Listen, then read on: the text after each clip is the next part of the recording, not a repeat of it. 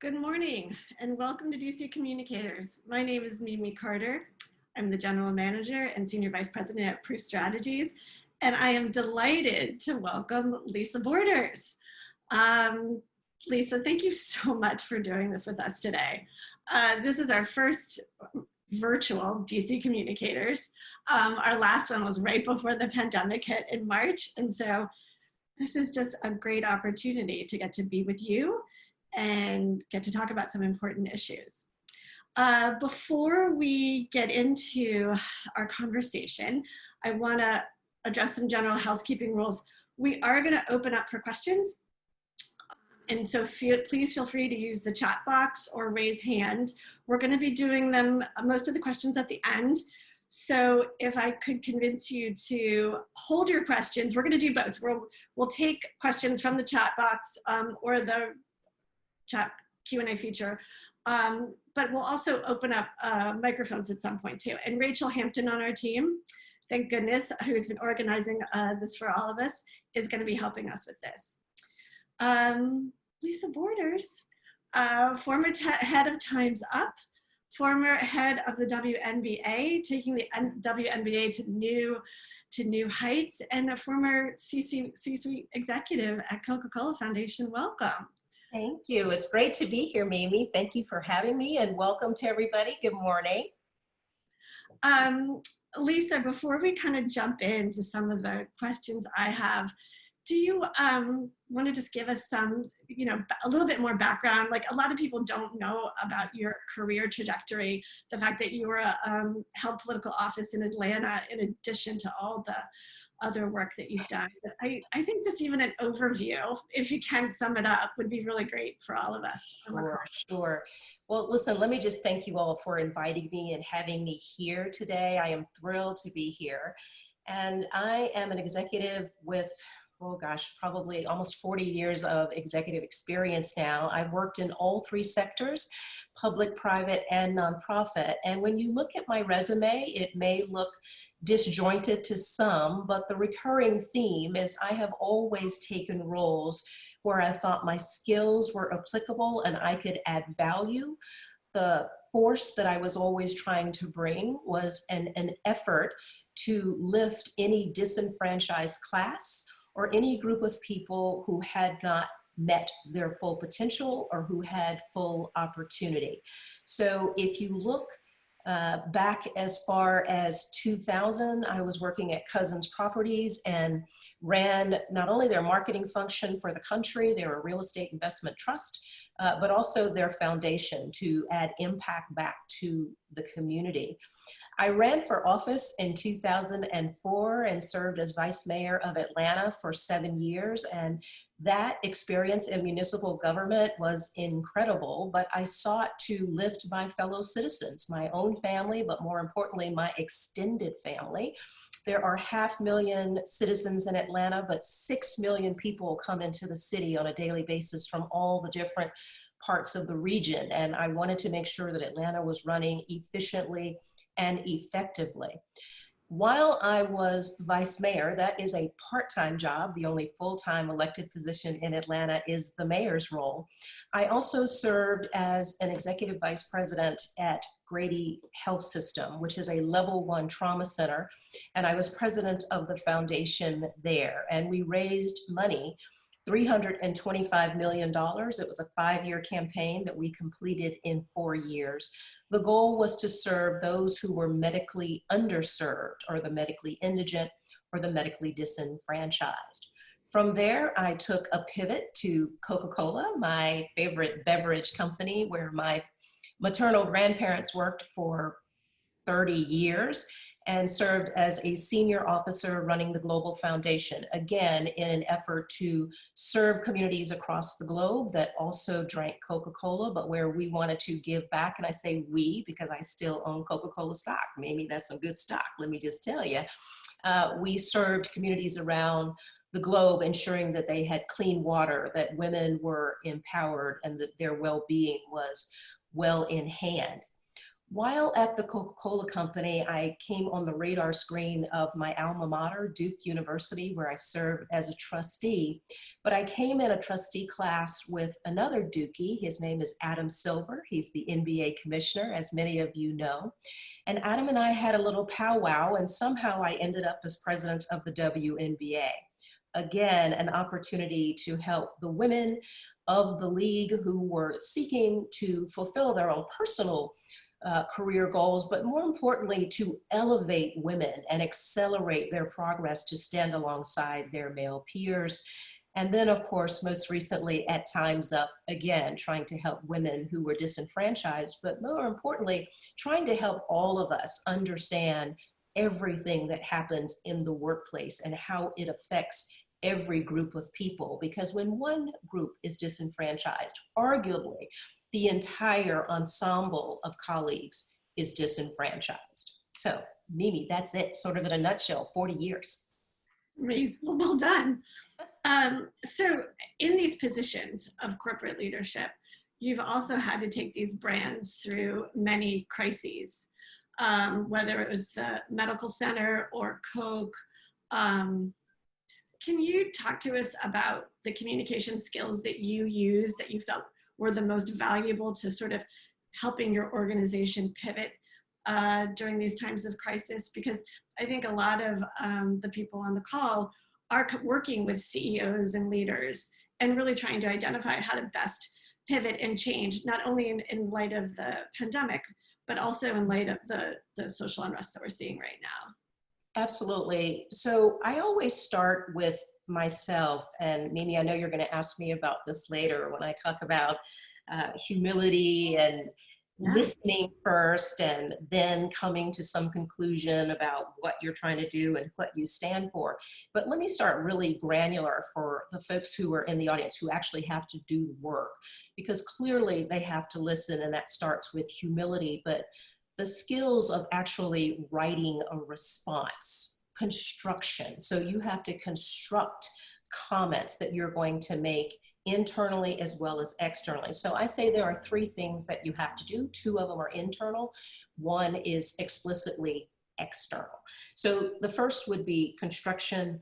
The second would be building consensus. And the third would be conveyance. So construction is actually writing the response after you have analyzed the problem and you recognize that you're going to have to give an answer from your company or from your department or whatever organization, whatever we're talking about.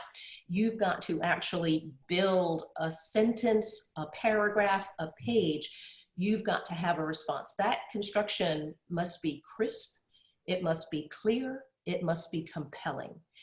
And we all know that is hard to do, but you guys are in that business. Words matter. So construction is something that you actually can do at your desk with your team in the conference room. You can get that done initially. Second, build consensus. That means you must align with your CEO or your senior team or your general counsel, whatever's the protocol, Mimi, in your office, in your organization. So you have come in effect with a solution to those people, and they must agree, because someone has to be the face of whatever you're talking about. It's typically not the communications person. It's typically the CEO. It could be anybody. I'm not saying it has to be comms or it has to be CEO. I'm only saying that once the solution is agreed upon, everyone must be aligned. So those two functions, construction and consensus, are obviously inside. They are looking inward. Conveyance is external. You are then using the construction of the response, the alignment that helps drive the message forward, because you've got one person who is singularly standing up and saying, we stand for fill in the blank, right? So conveyance to the public, whether it's through media or whether it's whatever microphone that you are using. Today we are using a lot of Zoom and a lot of different Ring Central. I've learned so many platforms, Mimi, in the last 2 months, I can't even begin to tell you. So whatever platform you're using, we're finding that a lot of folks are using social media and these platforms. So I certainly understand that and appreciate that. The one thing I would tell you, please do not release people over Zoom. That's happening a lot. And I'm sorry, get a mask, social distance, wash your hands before you go in a room, but please don't release people over Zoom. That just, it hurts. Right. Can you give me some, do you mind or talking to some examples where you've implemented some of this? I mean, I assume the Borders Commission with the Olympics might be a good example. Yeah, that's a wonderful example. And Mimi, thank you for asking about it. The Borders Commission was a group that was put together, an independent panel that was put together by the United States Olympic and Paralympic Committee. Many of you might remember the United States gymnastics team and the debacle they had with Larry Nassar. He is now in jail. He assaulted gymnasts in the Olympic program for many years. And when that was brought to light, it caused, as you might imagine, and rightfully so, a big kerfuffle. The survivors actually demanded, and rightly so, that there be an investigation and there be a plan to move the organization forward, not only for them, but for every athlete in every sport. The law firm of Ropes and Gray actually handled the investigatory work. The Borders Commission was put in place to write the plan to go forward. So call it a strategic plan, strategic guidance. It was a group of 9 what were called commissioners. It is named for me because I had the privilege and the pleasure of serving as the chair. The work took approximately 9 months, but it took us an entire year to write a final report. But we did all of the things that I am saying to you. We listened first. We were humble. Before we tried to construct anything, we had to listen to what people were saying. Then we had to make sure that the message was crisp, compelling, and clear. And we actually did this through what we call a final report, which was issued just about a year ago, last July. We talked to every constituency. I have often joked that my paternal grandfather, who was pastor, said, God gave you 2 ears and 1 mouth for a reason. So you could listen twice as much as you talked. Then we said, all right, we've heard enough. We have enough information. We built consensus inside of the Borders Commission. We understood then that we should be authentic. Authenticity is the second piece of how you must communicate with people.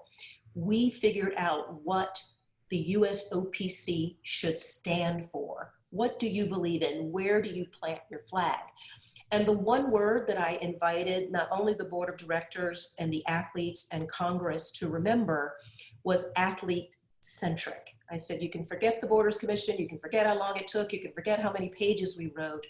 Please remember this one word, athlete-centric. Everything should emanate from the athletes. They should be the core of every decision that you ever make. That's what we stand for, athletes and their safety and their development.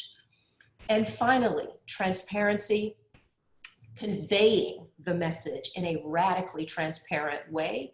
We actually wrote a 50+ page document along with very granular steps about what needed to be done, when it needed to be done, and with whom. So you had date certains, you had actionable steps that you could take to, in fact, pivot the organization from crisis to reinvigorized commitment around these athletes. So again, humility, authenticity, transparency, but through each of those, we constructed our message, we built internal consensus, and then conveyed the message to all constituencies. You know, that leads us into this next question, because a month ago, we were talking about corporate leadership and race. And kind of what's happening in the space with regards to corporate leaders. And some are taking direct action that is meaningful. Some are maybe doing things that are a little bit more superficial. Mhm. Um, do you think, you know, as you look at sort of authenticity and transparency and people applying those principles, are you seeing some examples in corporate leadership that you're impressed with, or do you think that this is sort of a moment or a movement in terms of change? And if I didn't ask that very clearly, I apologize. No, no apology necessary. Let me start by saying this is a very unique time. Mimi and the team know that I live in Atlanta. I grew up here. We call ourselves the cradle of the civil rights movement. Martin Luther King was a native son here. My paternal grandfather was a civil rights leader. So I grew up on Auburn Avenue, which is where the historic Ebenezer Baptist Church is, Dr. King's church. Our church, Wheat Street Baptist, is 1 block away. So I literally lived through the civil rights movement in the late 50s, early 60s, mid 60s, all the way through. So I had a front row seat as a child to watch this entire movement unfold. I didn't understand it at 6 or 8 or 10 years old, but I certainly understand it in retrospect. What we have here today is something very different from that, in that it is not only Black Americans, African Americans marching in the street with a few folks from the faith-based community who are white or Puerto Rican. It is people of every shape, size, ethnicity, and hue, and it has taken on a global perspective. Folks, the morning I woke up and saw people marching in New Zealand, I thought, oh my gosh, this is totally different. So the notion of inequity, social inequity, actually transcends race. It transcends ethnicity. The problem here in America is that we have this very entangled and frustrating history of slavery that we've never dealt with. You might hear many leaders talking about COVID-19 is one crisis, and then 1619 is the other. 1619 is when slaves were first brought to this country. I call them complementary crises. The fact that we are at home and frankly in front of our Zoom screens, in front of our desktops or laptops or iPads, as opposed to working every day and running our everyday lives, has actually given more time and space for this movement to gain traction, for people to see it and understand what's happening. And I told Tim Cook, who is a Duke Business School graduate, go Apple, go Tim, that the iPhone is, and technology, and even Samsung and all the other personal digital assistants are really part of the movement, because the ability to see what happened to George Floyd, each of us didn't have to just hear about it in an audio way. We saw it in a visual way, which gave each and every one of us a visceral response, whether you were African American and it scared you to death, or it re-triggered trauma as it did for me and so many others, or whether you were completely unaware and thought, oh my goodness, what is going on here in America? So when I think about this movement today, I am actually inspired by the young people who understand the history and know most of the history of the civil rights movement. God rest John Lewis and C.T. Vivian and Medgar Evers' brother, who recently passed. Their work was incredible, but it was one incremental step. And in fact, Black people were asking for the opportunity, the right to vote, but we were asking to work inside a broken system. And so what the young people are saying, you baby boomers, and many, I'm gonna talk about myself because I'll be 63 soon, I'm a boomer. What they are saying to us is, you guys did some work. You turned the dial a couple of clicks, and we're grateful for that. But guess what? There is way more work to be done. We're not asking you for the baton of leadership, we're taking it, and we're going to run with it. You have run your leg of the race. Go sit down, sit on the sidelines and cheer for us. give us guidance, give us counsel, warn us when we're making a turn that you think might hurt us in some way or might not be as impactful as it needs to be. But P.S., we've got the baton and we are running. It is young people across this entire globe. And if you study history, as I do, every revolution in the history of man has been started by young people, not old people, not baby boomers. We think we have too much to lose. The kids are saying, you are giving us a world, we are inheriting a world that is seriously imperfect. Not just seriously imperfect. You guys have screwed up the climate, you've screwed up the planet, you've done all kinds of things well, but there's so many things you didn't do well. And we want to fix them because it jeopardizes not only our lives, but the lives of our children and the quality of life for all of us on an ongoing basis. So I see this as an acceleration of what was done in the 60s. But Mimi, I would put multiple exclamation points behind it because it is exponentially more inclusive today than we ever could have imagined in 1964, 65, 66, and 68. You know, I'm glad to hear you say that. And I think there's a number of us in communications roles, in corporate leadership roles that are trying to move the ship and quickly. Yes. In our conversations over the last 4, 6, 8 weeks, you've nicely sent me resources. And one of the resources that you sent me, which I really loved and I've been talking about now, is John Rice's article in the Atlantic Monthly. The difference between first-degree racism and third-degree racism, which I want to make sure I say this correctly, so I'm going to look down at my paper. And he talks about the playbook that his dad gave him, who was obviously an economics professor at Cornell, was on a member of the Federal Reserve Board, and yet still racism plagued someone even still so accomplished. Right. But he says that in a sense, we need to make an economic case for not being racist. And I want to say this correctly, but he says, he says the third degree of racism is the most pernicious because it undergirds the everyday Black experience. Can you speak a bit about that article and a little bit more specifically about this economic way that we can essentially make racism, it's costly. It's costly from a business perspective, not to be inclusive, not to have a diverse staff, contractors, partners.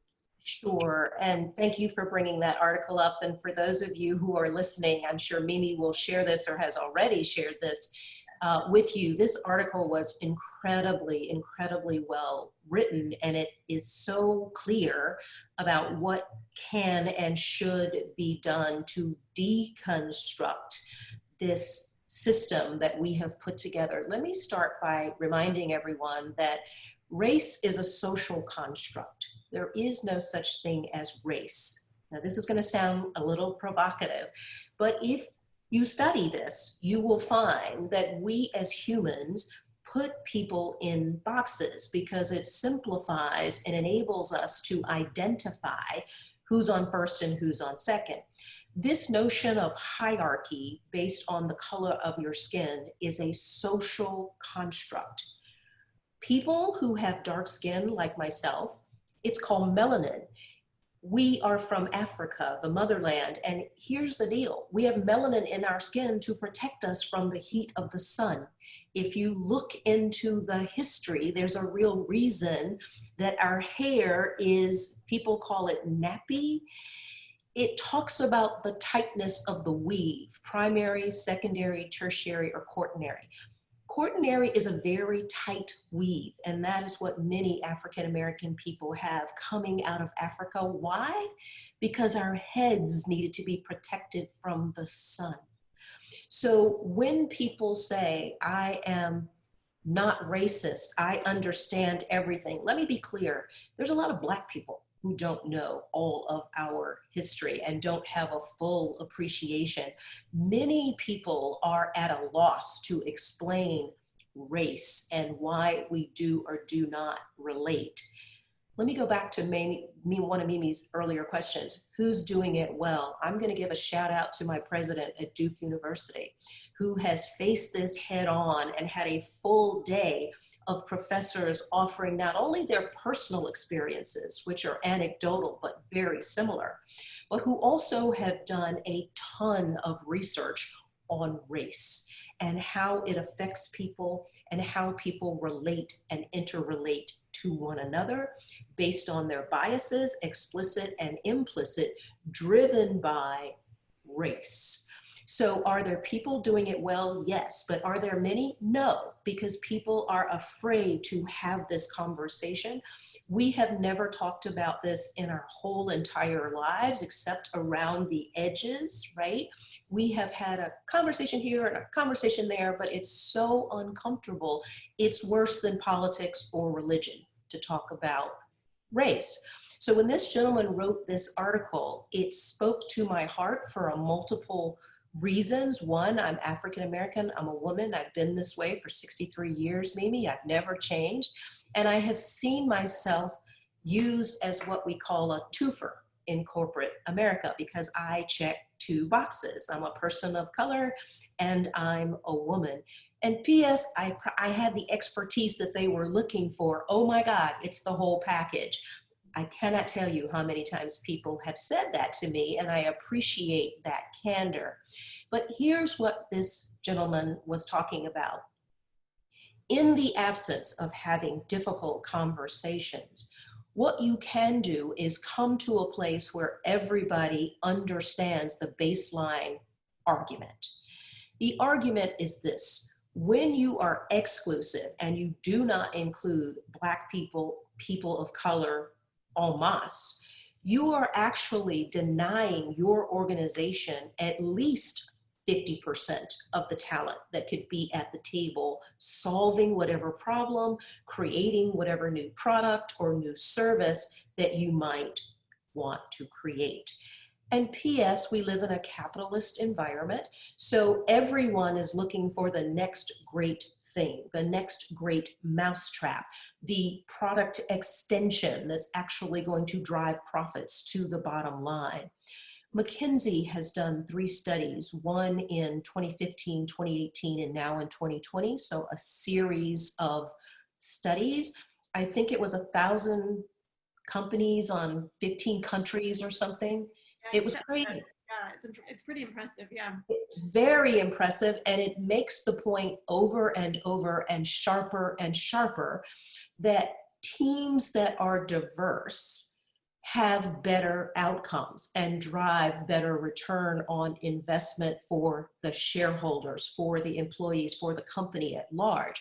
So let's forget the moral argument for a minute, or that race is a social construct. Let's just be mercenary about this and say it has economic benefit. Money accrues to your bottom line when you are more inclusive. Let me go back to the word diversity, because that tends to be an emotionally charged word. I tell people, take it out of the context of race, because that's not a real thing anyway. Let's take it out of the context of race. You heard I was president of the WNBA, so basketball is my favorite sport. I'll just be honest. When you put your starting 5 on the hardwoods in basketball, for women or for men, it's the same. There's a starting 5. There are 2 guards, 2 forwards, and a center. There are not 5 centers. There are not 5 guards. If you're playing football, okay, men, I know you want the NFL to start if there are men in the audience. There's offense and there's defense. Whether you're talking about basketball, football, soccer, hockey, you name it, in sports, there is a diverse group of people with an array of talents that complement one another, that breeds a successful team to win. That is diversity. For those who hate the sports metaphors, let me take you in the kitchen because I like to cook.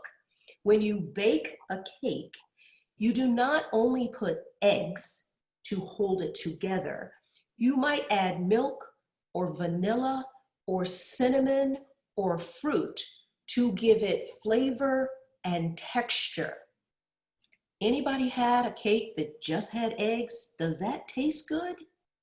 Well, that's the difference between a diverse set of ingredients that go into the cake to make it taste its best, to make it rise, to make it moist.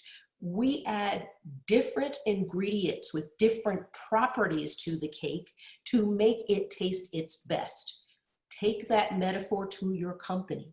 The talents of the diverse group of people who are at the table, who bring different experiences, different levels of expertise, and an array of exposures, you get the best of outcomes when you put all of that in the mix at your company.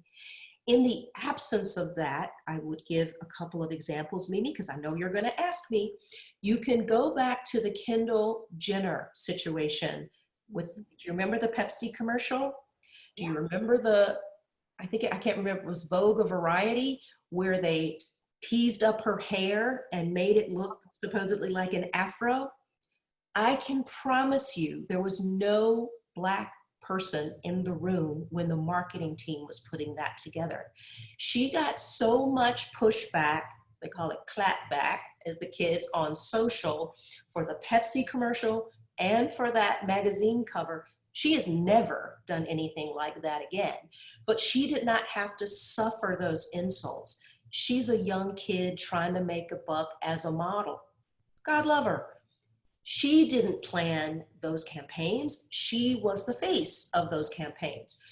The brands got punched in the nose, but so did Kendall Jenner.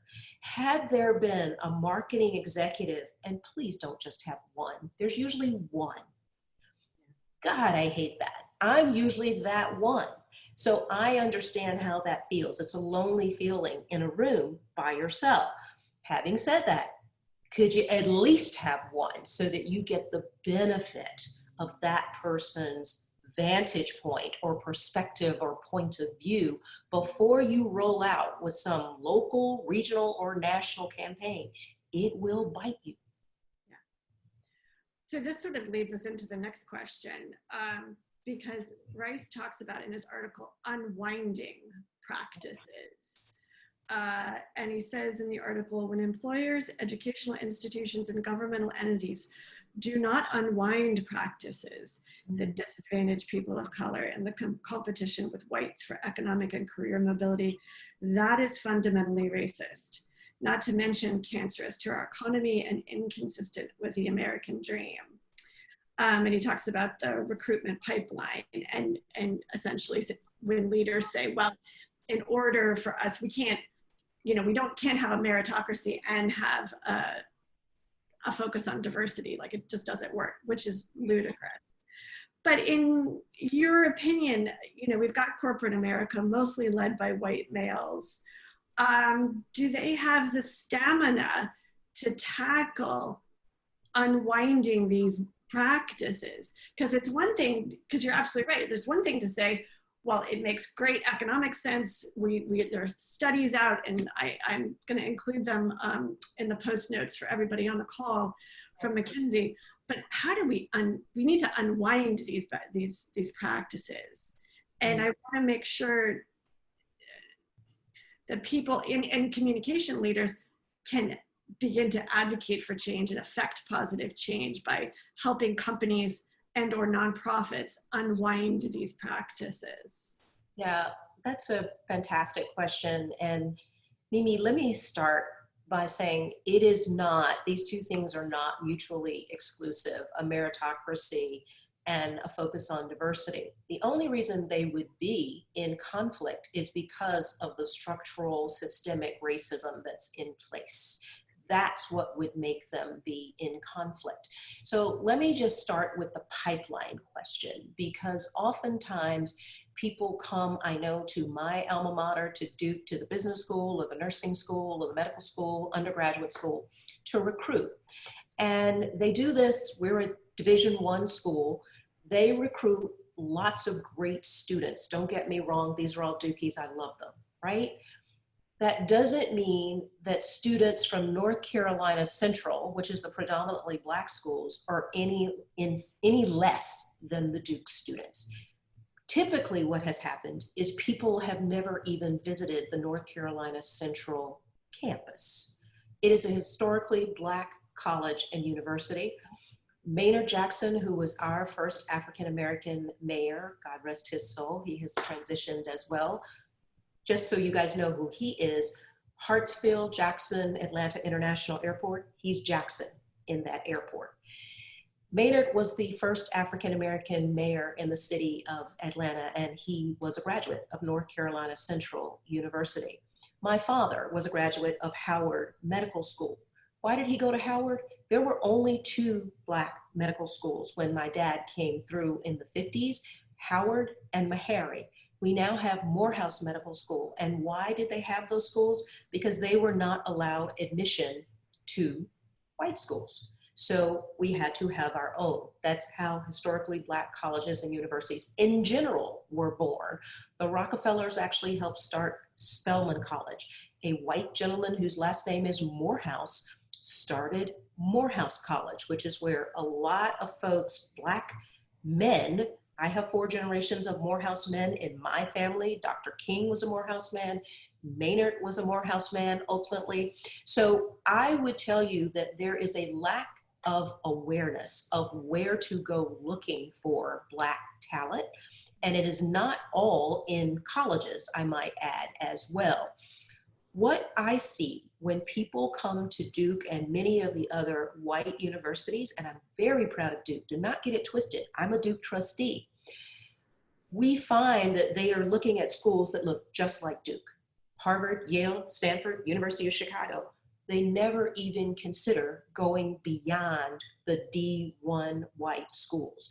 If you do that, you automatically exclude the talent from the historically Black colleges and universities. And I promise you, as well as we have done with students of color at Duke, I promise you, Howard, Meharry, Hampton, Spelman, they have way more Black students. I'm just saying, right?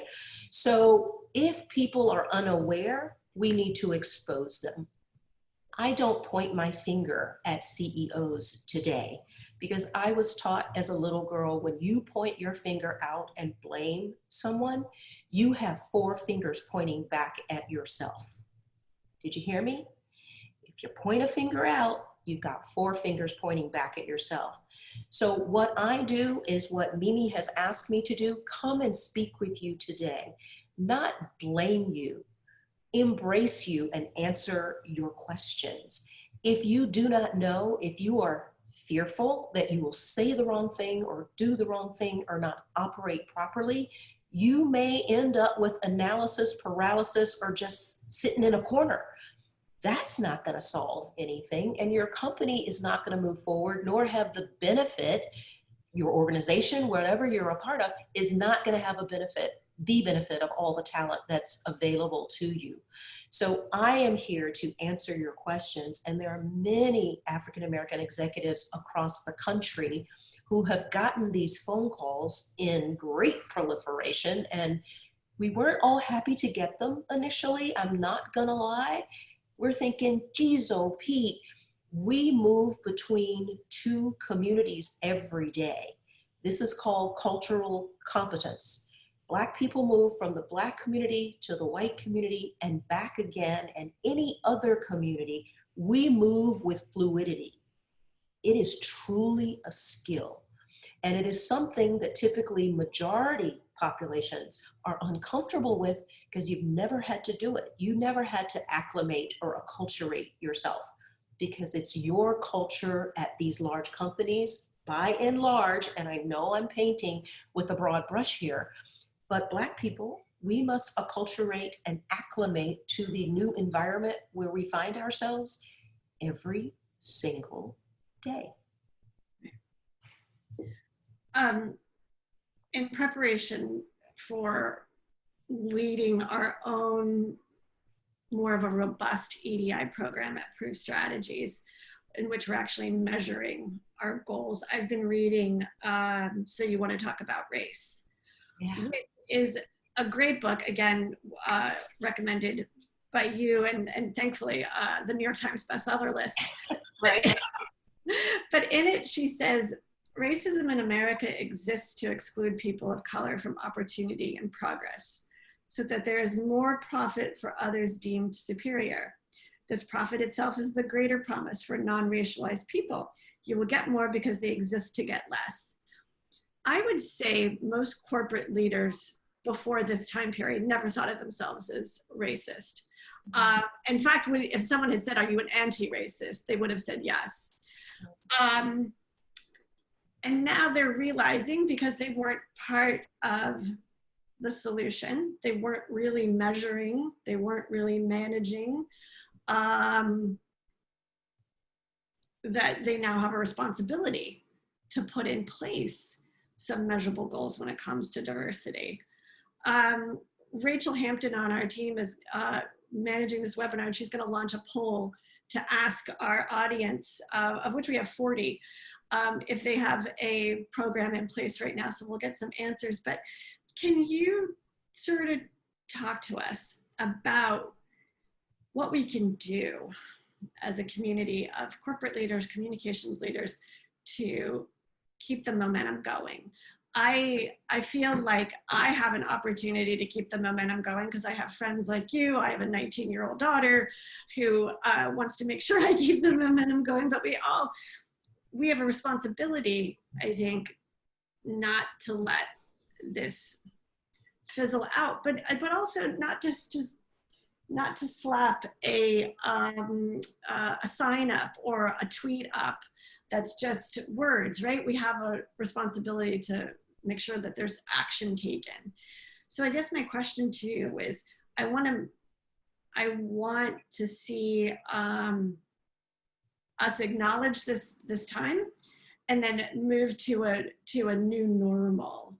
And I just wanted to kind of get from you, Lisa, some advice you have on how do we do that in a way that's systemic and has a follow through that's meaningful.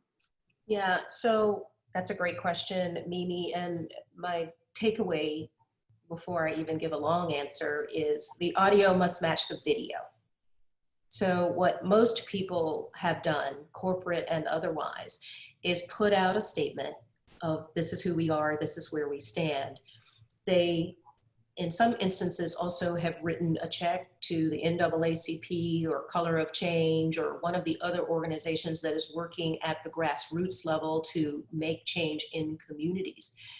But where there are large blocks of people are in big organizations like you guys are working in. So what I'm finding is that HR professionals are reaching out a lot as well, because they want to know not only where to recruit, but how to recruit. And I've had a couple of HR professionals say to me, you know what, my whole HR department is white.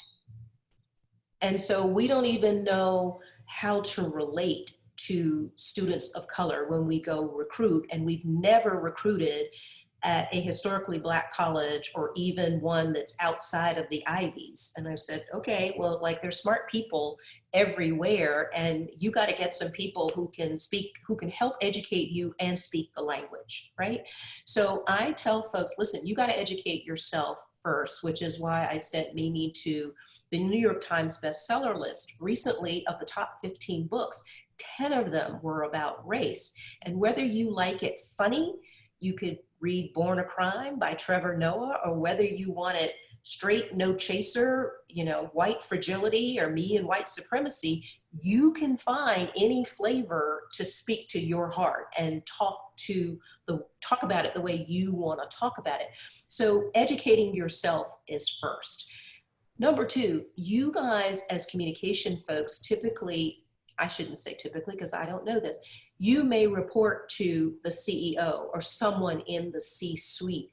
You need to keep this as a topic front and center because you are the gatekeeper to people coming into your organization who can have short, medium, and long-term impact. So to the extent that you help bring those people to the table, you are a partner in driving revenue, driving incremental value to the organization. So the HR function should be your partner, right? With the comms people tell the story once the story is put together, but the story has to be put together. This is why I say the audio must match the video.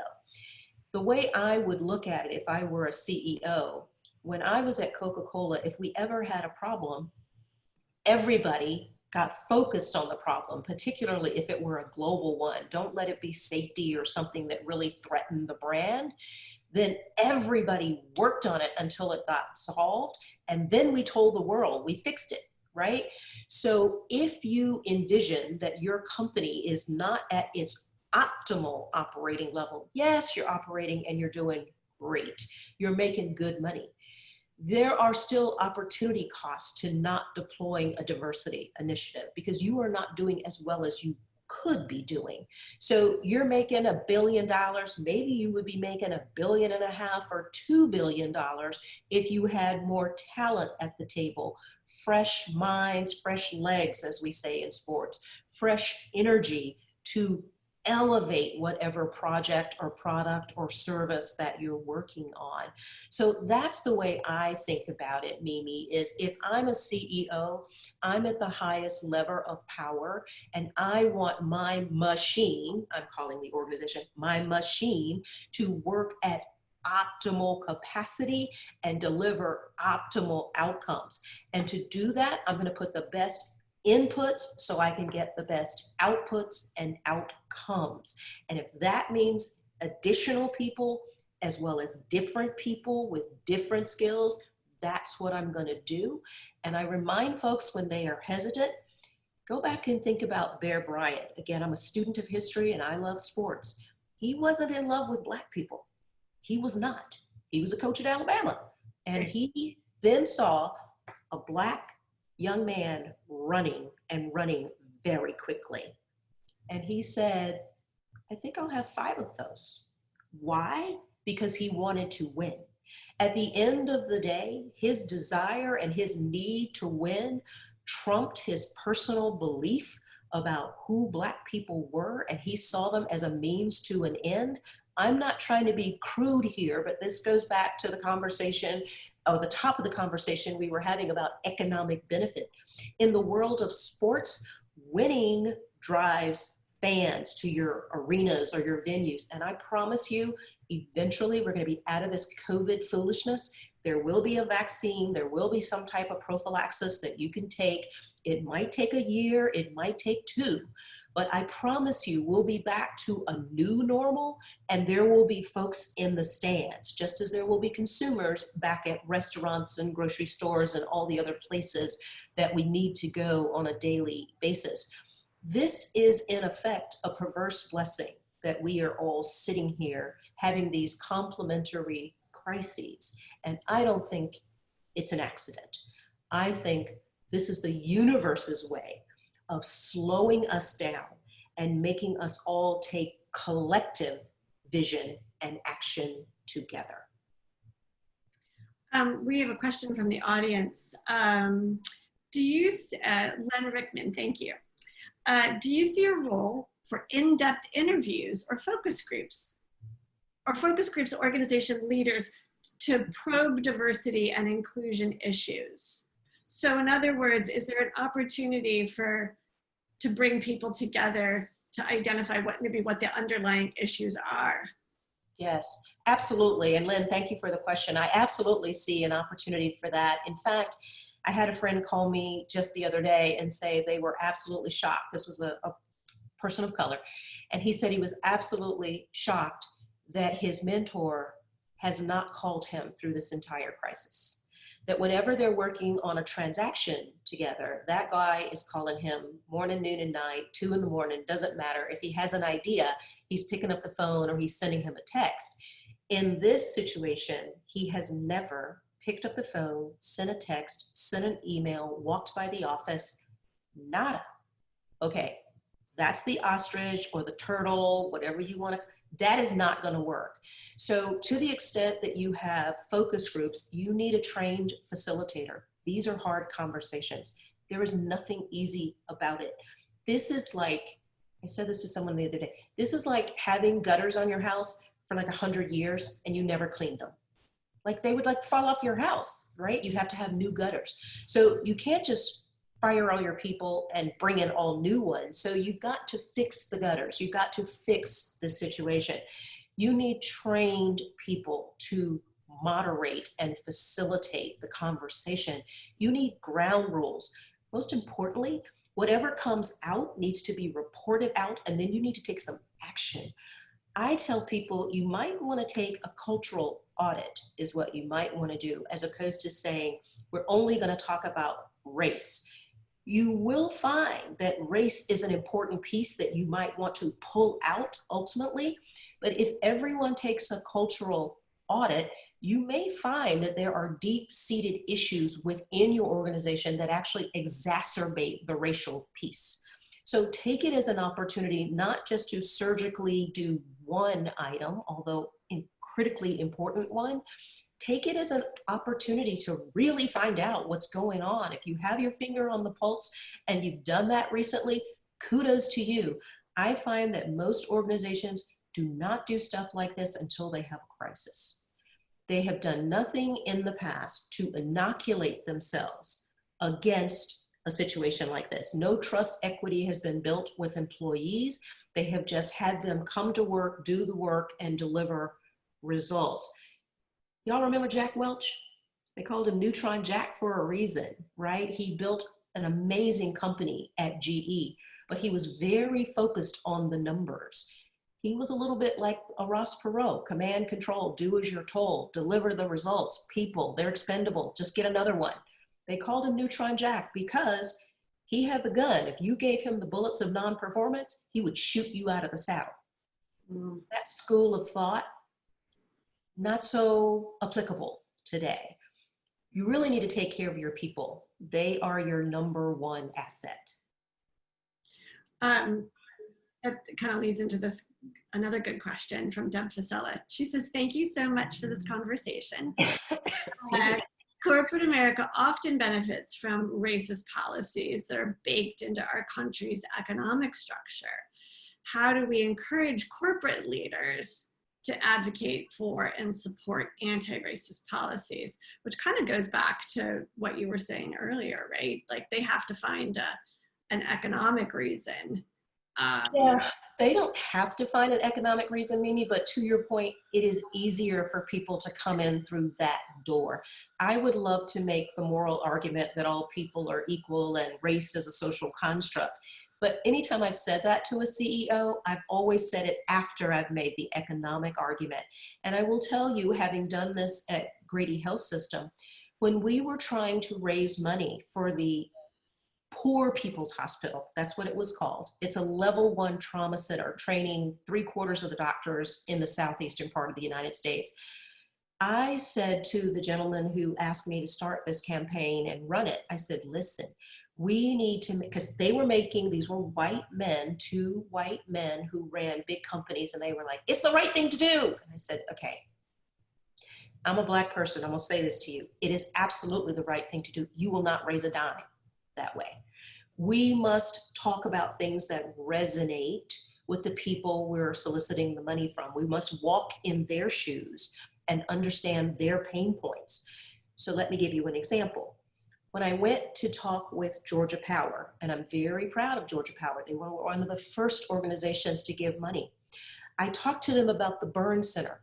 At that time, there were only 2 burn centers. In fact, I think there still are, only 2 burn centers in the state of Georgia. One was at Grady, the other was in Atlanta, the other is in Augusta, Georgia. The number 1 organization using the burn center throughout the entire state, Georgia Power. Why? They work with electricity. Accidents happen. Linemen get burned. Line women get burned. So when I made the case to the CEO, I talked about how important that burn center was to his company and to his employees. It was a long conversation. It was a terrific conversation. Georgia Power wrote a check for $3 million.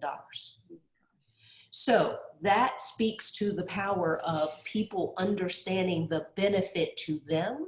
They ultimately can read the McKinsey study, but unless and until they meet the Black person, the person of color, the woman that they can see can perform, they don't get the moral piece, okay? But the economic piece is so easily identifiable and quantifiable, it really moves the needle pretty quickly.